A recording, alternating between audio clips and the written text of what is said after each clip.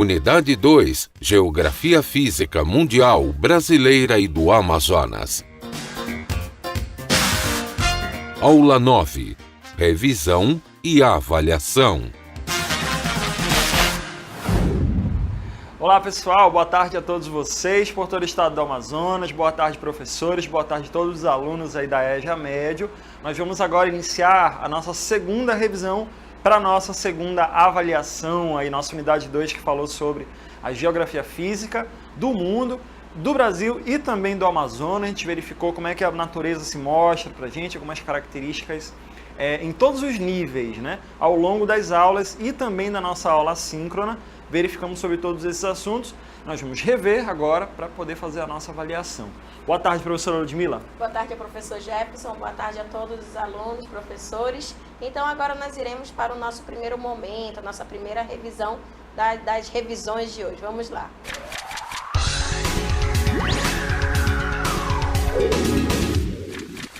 Então, gente, vamos relembrar aí o que nós estudamos, né? De um modo geral, sobre a geografia física, relacionada ao quê? Relacionado ao mundo, ao Brasil e ao Amazonas.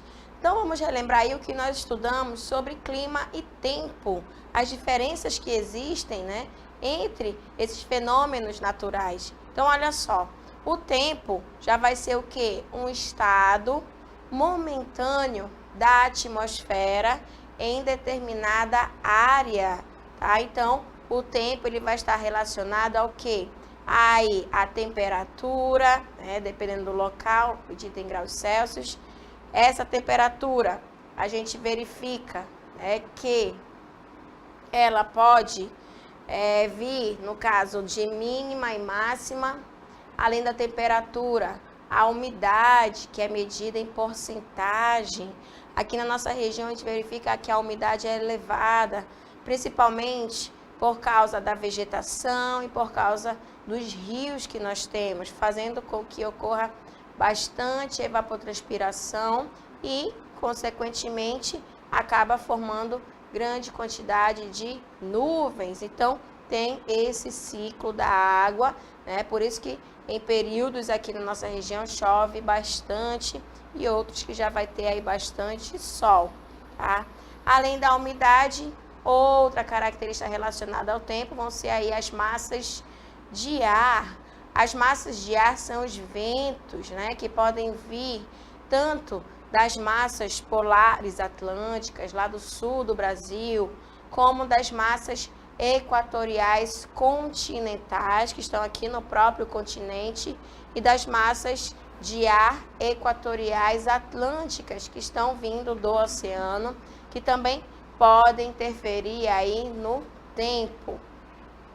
Além disso, né, das massas de ar, a pressão do ar.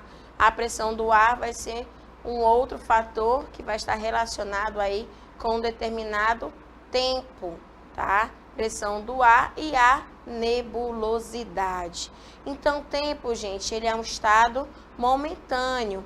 Ele pode ser modificado de uma hora para outra, né? Pode amanhecer chovendo, quando for meio-dia pode ficar nublado, quando for 3 horas da tarde já pode estar aí bastante ensolarado. Então, o tempo ele é momentâneo, ele pode ser modificado de uma hora para outra, né? Por isso que muitas das vezes existe aí a previsão do tempo, é para prever o que pode ocorrer naquele determinado local, tá? Agora, além do tempo, outra que nós estudamos foi sobre o clima. E o que é que vai ser o clima? O clima ele vai ser o comportamento do tempo, tá? Então, o tempo ele é verificado durante um longo período e a partir desse comportamento do tempo em uma determinada área, uma determinada região, durante um longo período de no mínimo 30 anos, vai nos dar um tipo de clima. Nós estudamos vários tipos de climas, entre eles os desérticos, os polares, e também verificamos os mediterrâneos, os tropicais, os subtropicais. São diversos tipos de climas que vão estar relacionados aí com o comportamento do tempo, tá? Só que o clima, ele vem aí durante um longo período, tá? Então, existem diferentes tipos de climas, onde a gente verificou diferentes fatores para nós termos um tipo de clima. Vai depender ou da vegetação, ou do relevo, ou da continentalidade, maritimidade, de uma altitude, da latitude. Então, são diferentes fatores que acabam influenciando no tipo de clima, que são os fatores climáticos, tá? Então, vai existir diferença entre tempo e clima. Tempo momentâneo pode ser modificado de uma hora para outra. Depende aí dos fatores que nós verificamos, de temperatura, pressão, nebulosidade, massas de ar, né? Agora, além do tempo, também o clima ele já vai ser o quê? Um estado, um comportamento do tempo durante um longo período, que é estudado, que é verificado, certo? Agora, também estudamos sobre o relevo de uma forma geral, né? O relevo que existe ao redor do planeta. Vamos verificar aí que vão existir 4 tipos de relevos: montanhas, planaltos, planícies e depressões, que é o que nós iremos relembrar sobre cada uma agora. Olha só, as montanhas vai ser o relevo de maior altitude, tá? Então, vai ser os pontos mais elevados aí do planeta. A gente pode observar, né, que vão existir aqui na América do Sul a Cordilheira dos Andes. Quando se menciona a cordilheira, o que significa? O conjunto, né? Vai ser o conjunto aí de montanhas. Aqui na América do Sul é muito marcado pela Cordilheira dos Andes, que vai desde lá do Chile, chegando até aqui a Venezuela, né? Então, é bastante extenso, apresenta muitas montanhas, a Cordilheira dos Andes. Também um outro exemplo de montanhas que nós temos vai estar na Ásia, continente asiático, é bastante montanhoso também.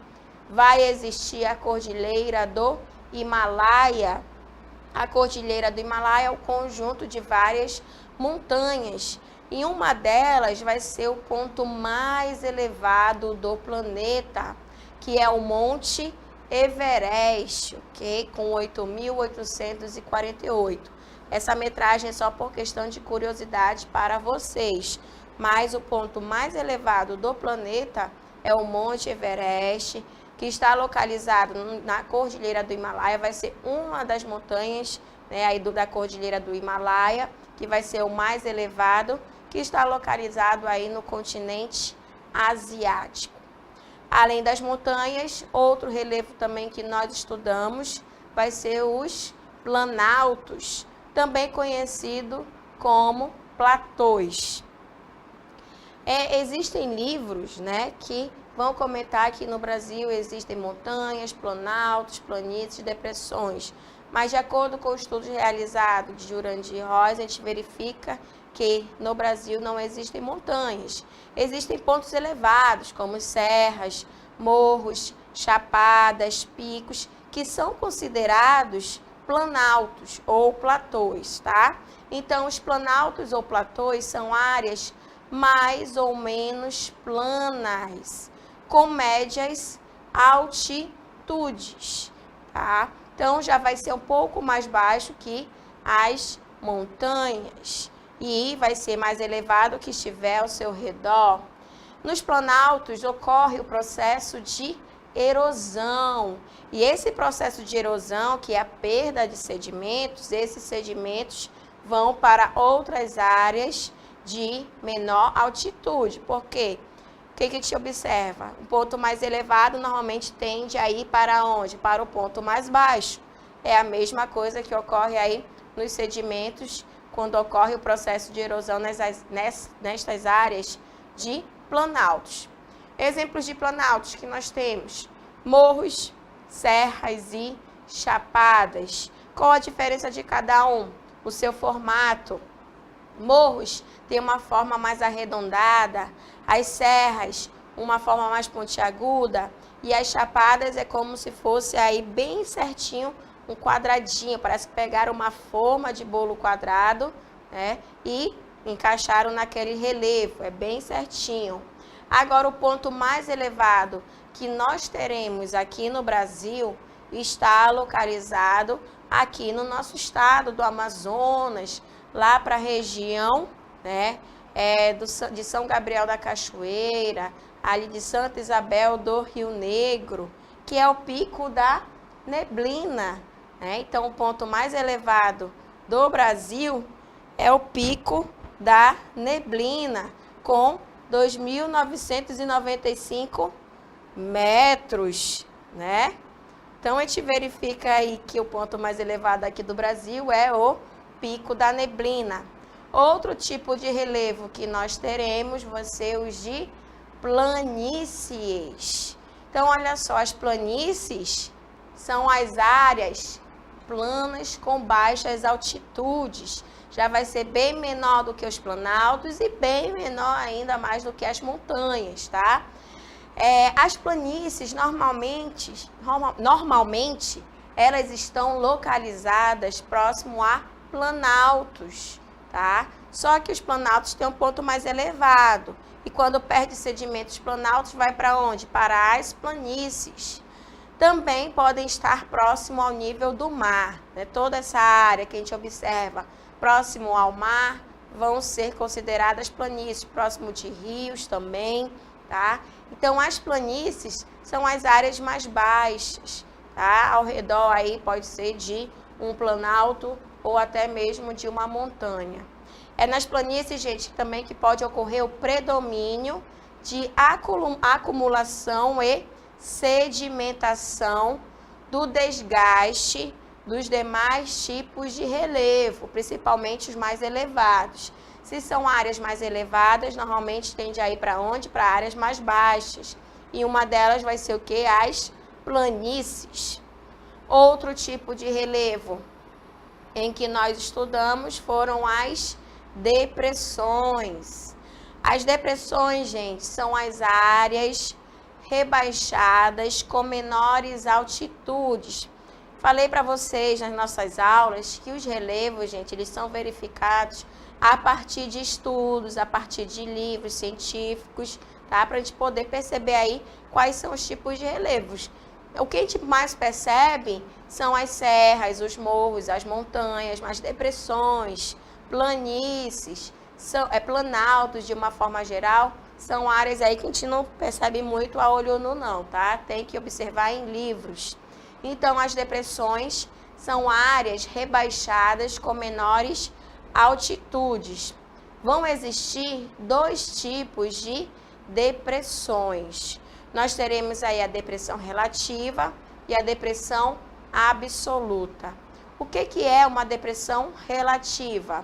Vai ser a área mais baixa que o seu entorno, tá? Pode estar aí em uma região próximo a planaltos, tá? Em áreas próximas a planícies, tá? Então, a depressão relativa vai estar de acordo aí com o que estiver ao seu redor. Agora, isso a gente verifica que vai estar acima do nível do mar ou próximo ao nível do mar, vai estar positivo. Diferente de uma depressão absoluta. A depressão absoluta, gente, é um tipo de depressão que vai estar abaixo do nível do mar, estará negativo. É como se fosse aí o plano cartesiano, né, da matemática que a gente observa, né, positivo para cima, para baixo negativo. Então, a depressão absoluta vai estar abaixo do nível do mar. O exemplo disso vai ser o Mar Morto, né, que vai estar abaixo do nível do mar com menos 396 metros de altitude. Então, estará negativo, por isso que é considerado uma depressão absoluta. E o exemplo que nós temos aqui no planeta de uma depressão absoluta que está abaixo do nível do mar vai ser aí o Mar Morto. Tem essa denominação porque não existe vida aí no Mar Morto, nem mesmo de peixes, de algas, porque é muito salgado, tá? Pode mergulhar? Pode, mas tem muito sal e você acaba somente flutuando, você não consegue afundar, tá? Agora, verificamos aí a parte, né, do clima, as ações climáticas, principalmente a diferença entre clima e tempo, e também acabamos de verificar sobre o relevo. Vamos relembrar mais também sobre as bacias hidrográficas. As bacias hidrográficas, gente, estarão ligadas ao quê? Aos estudos dos rios que nós temos.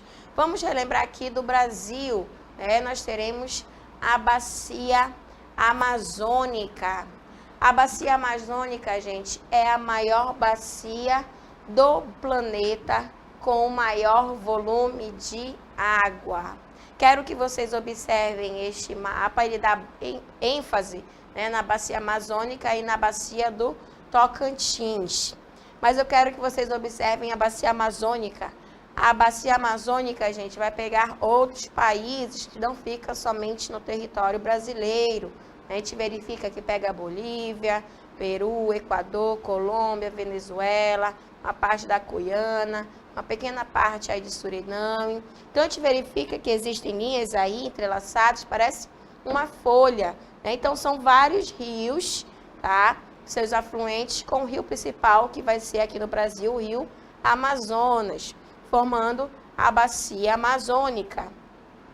Vai ter uma extensão de 6.992 quilômetros e a nascente que nós teremos da bacia amazônica, a nascente principal vai ser aí no Peru, na região de Apacheta, ok? Agora, quando o rio corre todo o Peru, chegando em território brasileiro, ele vai ser chamado de Rio Solimões. E quando o Rio Solimões ele se encontra com o Rio Negro, lembrando que o Rio Negro ele vem principalmente ali da área da Venezuela e da Colômbia, tá passando principalmente por Santa Isabel do Rio Negro, né, por São Gabriel da Cachoeira. Então, o Rio Negro, quando se encontra com o Rio Solimões, aqui na frente da capital de Manaus, vai ser chamado de Rio Amazonas, formando assim a bacia amazônica. Além da bacia amazônica, também teremos aí a bacia Tocantins-Araguaia. A bacia Tocantins-Araguaia, gente, vai ser considerada a maior bacia hidrográfica do Brasil, que esteja totalmente localizado em território brasileiro, porque ela vai ter sua nascente principal aqui no Brasil e sua foz também vai ser no Brasil, tá? Existem outras bacias hidrográficas também que são totalmente brasileiras, porém a maior é a bacia Tocantins-Araguaia, ou Araguaia-Tocantins também está correto. Vai estar localizado principalmente aí entre os estados de Tocantins e do Pará, que estão localizados aqui na região norte do Brasil, e também do Maranhão, localizado já na região nordeste, mas muito próximo da região norte. No Bico do Papagaio, gente, nós teremos o principal afluente da bacia Tocantins, que é o afluente Araguaia, o rio Araguaia, que é um dos principais. Quando se junta com o rio Tocantins, formam aí uma das principais bacias hidrográficas do Brasil, conhecida como bacia Tocantins-Araguaia. É nessa bacia hidrográfica também, gente, que nós teremos a maior ilha fluvial do mundo, que é a ilha do Bananal, que é localizado aí também na bacia Tocantins-Araguaia. Outra bacia hidrográfica que também nós estudamos foi a Bacia da Prata, também conhecida como Bacia Platina. Vai ser considerada a segunda maior bacia do mundo, tá?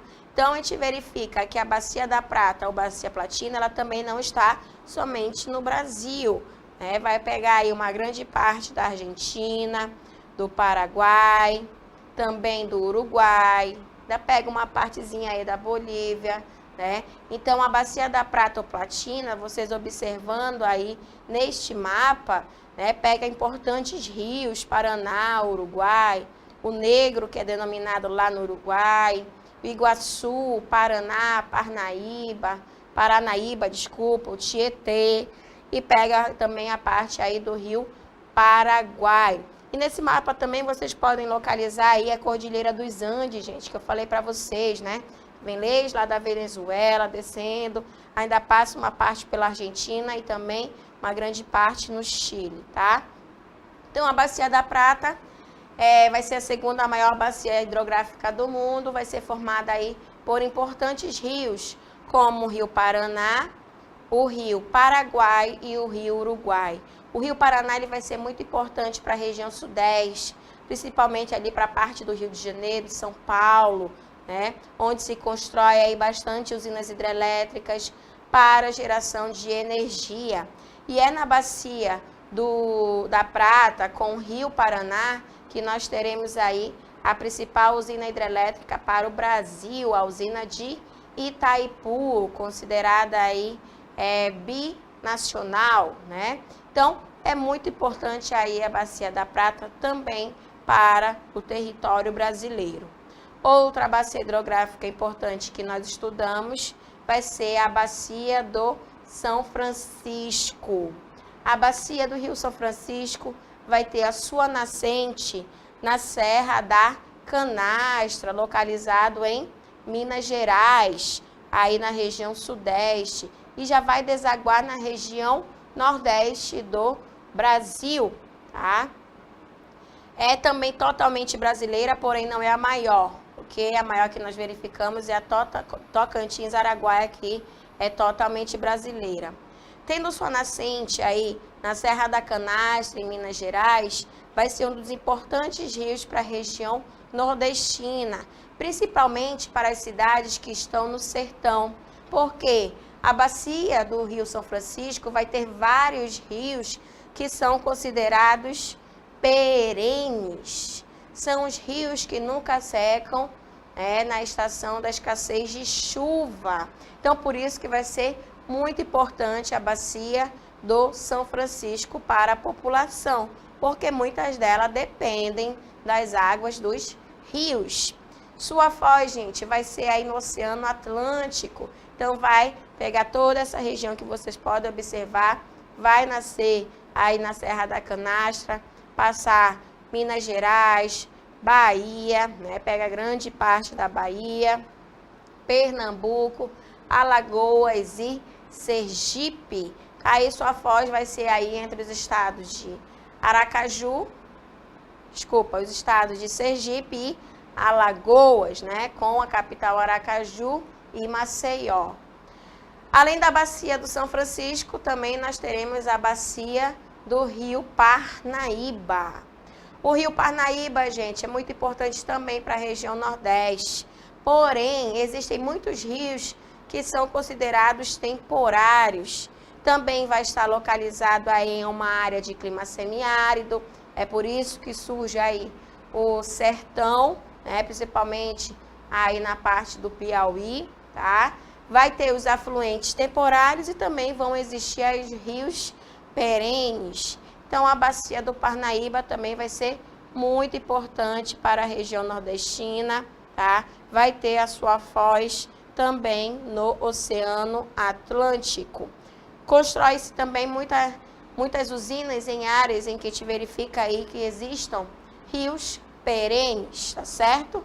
Então, essas foram as bacias hidrográficas em que nós estudamos, que são as principais para a gente.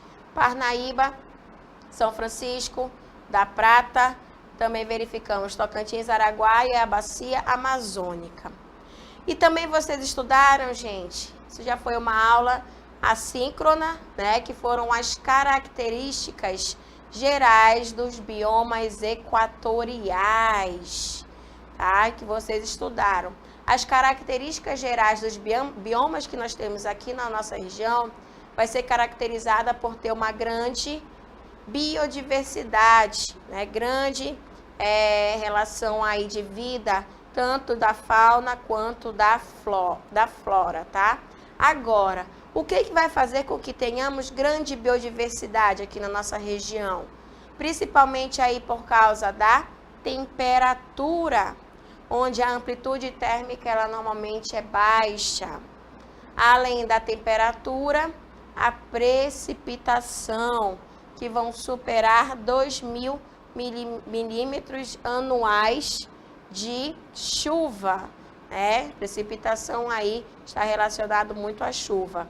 E insolação, que é a quantidade aí de radiação solar, que vai ser constante e intensa. Nós sentimos bastante isso aqui, tá? Então, essas são as características gerais dos biomas equatoriais. Além disso, vamos verificar as características da floresta pluvial, que é o tipo de vegetação que nós temos aqui na nossa região.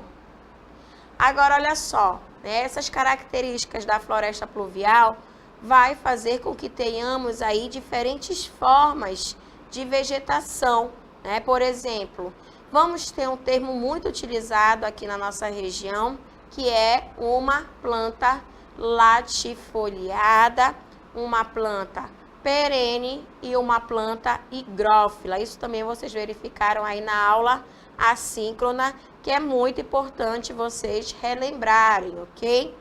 Uma planta latifoliada, como que ela vai ser caracterizada?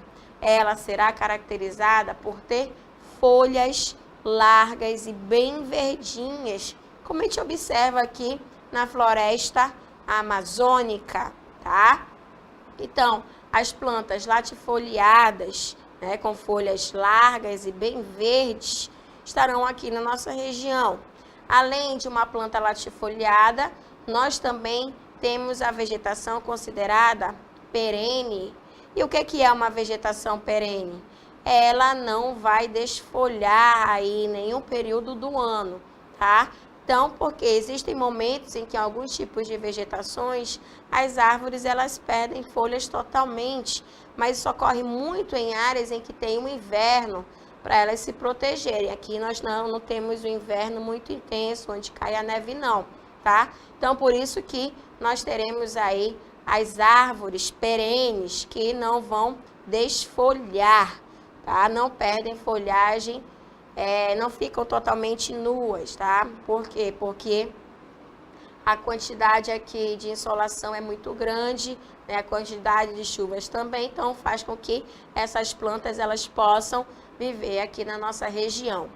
Além de uma planta perene, também nós temos uma planta com essa característica de ser higrófila, que são acostumadas, gente, com alta pluviosidade, grande quantidade de chuvas aqui na nossa região e também com grande quantidade de umidade. Sabemos que aqui na nossa região é bastante úmido, né?